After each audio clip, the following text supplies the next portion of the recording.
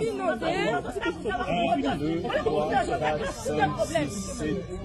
9, 10, 11, 12, 13, 14, 300.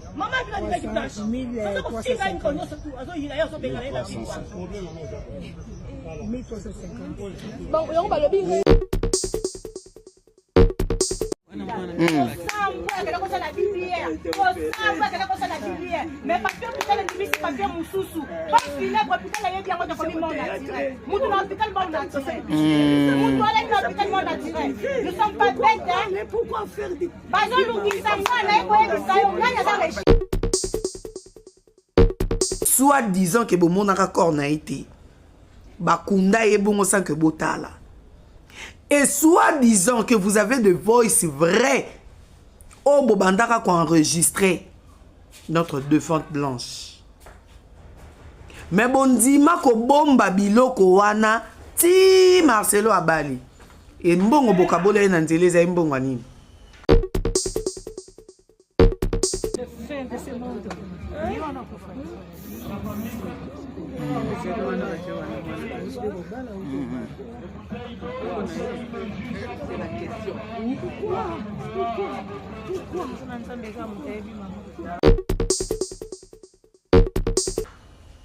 Pourquoi bokele la na lokuta na tombe ya mutu akufi butika mutu apema na kimia? S'il vous plaît. Que son âme repose en paix.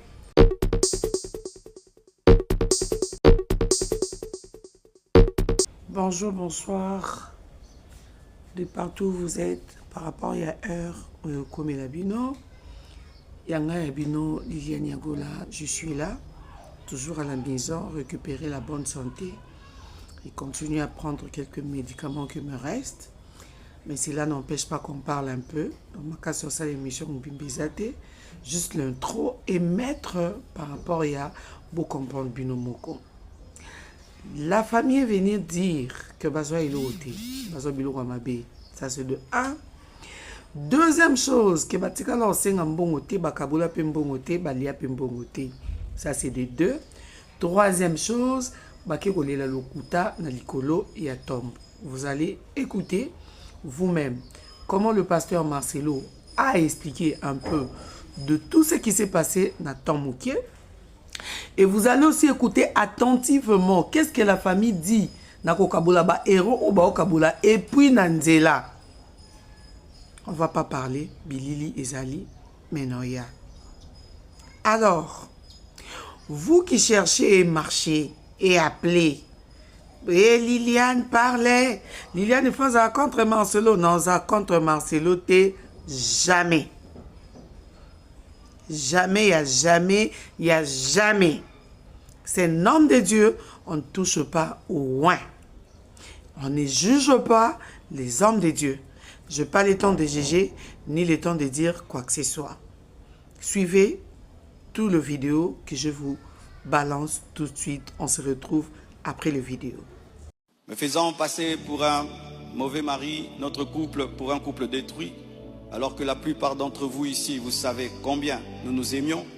Mais dans chaque couple, il y a des temps, des fois, des petites frictions, comme dans tous vos couples. Et en 18 ans, jamais nous n'avons parlé de divorce. Je ne l'ai jamais frappé, je ne l'ai jamais insulté, je ne l'ai jamais tapé. Après 18 ans de mariage, je lui ai redemandé en mariage. Je suis allé prêcher dans l'église de mon fils Olivier, au Botswana. Tout ce qu'il m'a donné pour me bénir, je lui ai acheté une bague en diamant et je lui ai redemandé en mariage. Elle avait même témoigné dans une émission ici. Quand vous voyez ces dernières vidéos, cette femme était heureuse, était épanouie. Aujourd'hui, on veut changer toute cette belle histoire en un couple détruit. C'est totalement faux. Ceux qui veulent me croire, croiront. Ceux qui ne veulent pas, ne croiront pas. Mais je sais qui je suis devant Dieu et comment j'ai fait de tout mon mieux pour que cette femme ne manque de rien et de rien et de rien. Je ne sais pas si un jour Oracle pourra m'appeler et je l'enregistrerai pour un jour sortir ces enregistrements. Des fois, je me pense être dans un film. Il m'a aussi été reproché faussement qu'Esther venait déjà à Kinshasa du vivant de Blanche, ce qui est faux. Vous pouvez aller à la DGM, c'est seulement le mercredi. Elle est venue quand? Mercredi qu'elle est venue. Et d'ailleurs, quand elle est arrivée à l'aéroport, la DGM devait l'amener parce que c'était sa première fois. Je l'ai rencontrée après le départ de Blanche au travers d'un ami. Avant cela, je ne la connaissais pas. On ne se connaissait pas. Et on dit que j'allais souvent au Canada plus de 10 fois. De toute ma vie, je suis allé au Canada que 2 fois, pendant que Blanche était vivante. Et après, j'ai voulu aller, je n'ai pas eu le visa. Ceux qui font mes démarches de visa du Canada sont là. Je ne suis même pas allé 3 fois au Canada dans ma vie. Et ce qui est pire, on dit que j'ai pris ses biens, ses sacs, c'est plutôt ses habits, j'ai mis dans des sacs poubelles pour donner à la belle famille. Est-ce que toi tu gardes tes habits dans des sacs poubelles pour que moi j'ai des sacs poubelles à mettre des vêtements? On a mis ces habits dans des valises et dans des gros sacs parce qu'il y en avait beaucoup. Quand ils sont venus prendre les habits. Oh, les bossala attaque. Bana ba bossana. Oui, on n'oublie jamais une mère à tes ans âge ni tu comme âge ni au bossana te. Mais plus il faut t'encourager bango ba bossana. Que ba yo kaka makambu tout le jour où ils ont ça là que. Bah on a toujours un stress. Besoin aider bango en quoi. Et le quoi ça là n'a pas si que une mère abandonne quoi enregistrer moi nanaye pour que le bima. Et puis parfois il s'est bimi kaka. Après avoir que Pasteur Aloba a opé ça, 800 000 ou 8 000 dollars, euros. Mais bon moment, bobo kaboli nanzela ba héros. Oh, tozo yo kapeke, ceux qui mamale qui sont nani. Yo linga ka Blanche. Obando bengana Blanche, nanda kuno tongo midi pourquoi? Bililinge zali. Oh, ngana lobite, oh, bisonyo sotu toyoki, to balancer et longo batunyo sotu balanda. Je vous aime beaucoup. Nde na obaki ki totika bolanda bililingi sima ya ba commentaire nde toye bani to sala. Mais bo finga na bino. Pas importe. Il restera toujours un serviteur. Merci. Mais papier putain le c'est papier moussousou. Pas funèbre putain la yébi yango de famille mon naturel. Moutou na hôpital mon naturel. Moutou ala na hôpital mon naturel. Nous sommes pas bêtes hein. Mais pourquoi faire des bazo lukisanga na eboye bisayo nganya za rechercher. Bazo lukisanga ko manyoso ko na nini ko loba boye. Mais là les trucs sont des vidéos. Est-ce que c'est que dans l'hôpital? C'est même pas dans l'hôpital. Non, mais je te dis, comment on a pas l'hôpital? Donc, ma cassette de qui est dans la Lola, on a la Sia. Attends, Martina, 9 000 km. Je sais, pour le fin de ce monde.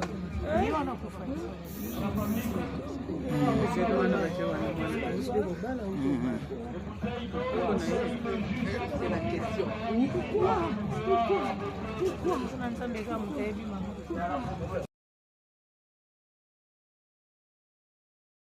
Un, 2, 3, 4, 5, 6, 7, 8, 9, 10, 11, 12, 13, 14, 300.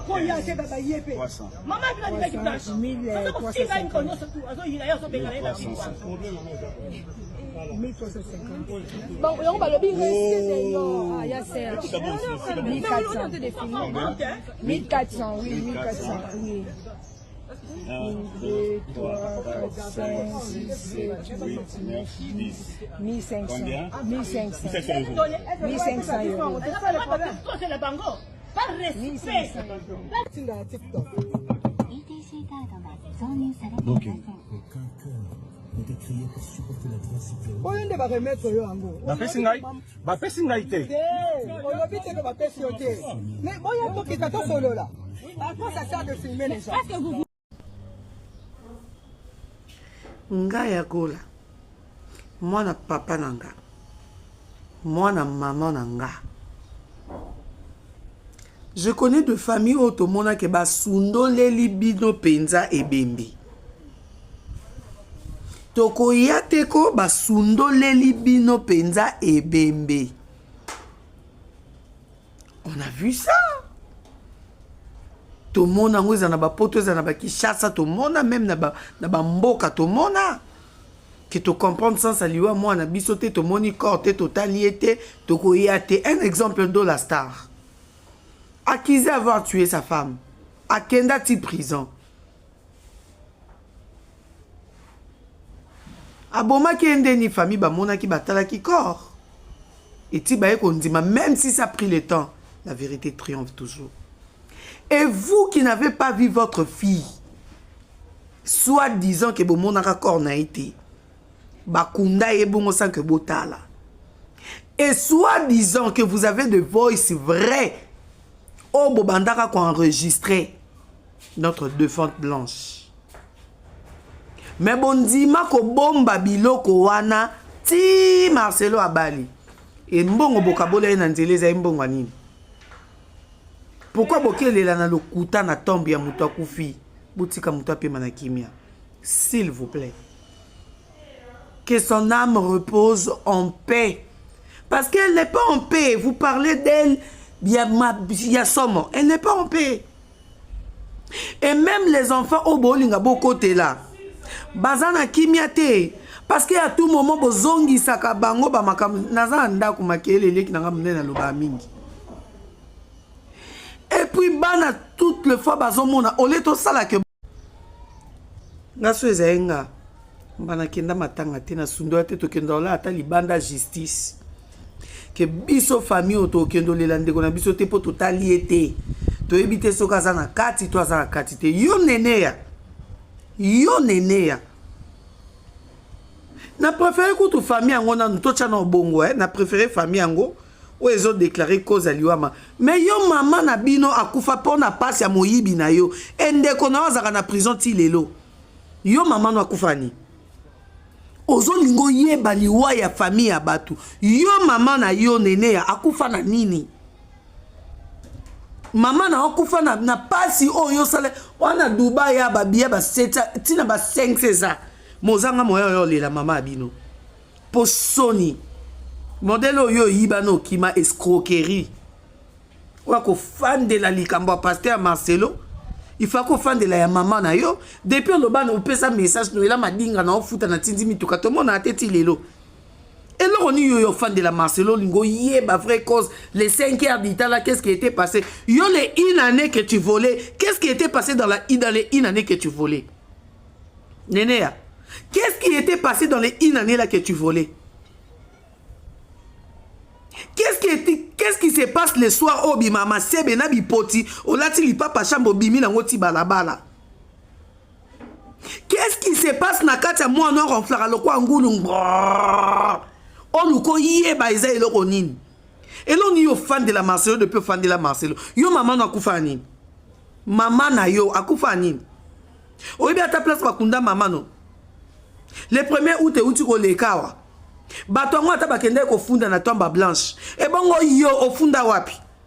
Ata leki no mobali to mona ke tele ki no mo ba peso image o balance ata na chaîne na onene ya. Teka bilamba sa promotion ba robe na salité.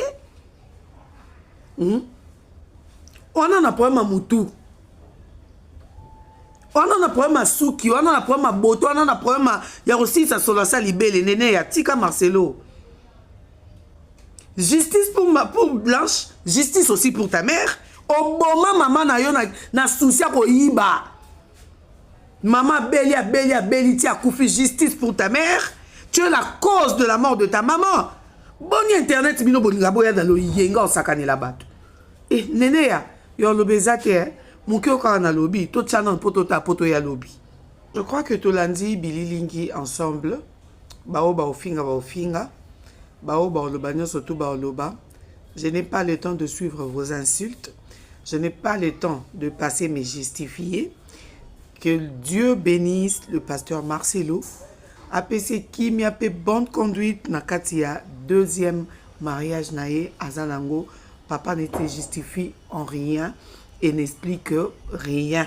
Parce qu'on ne va pas déjà t'écouter ni te croire. Mais que les œuvres parlent à ta place. Voilà. Je vous aime beaucoup. Bisous et bye bye.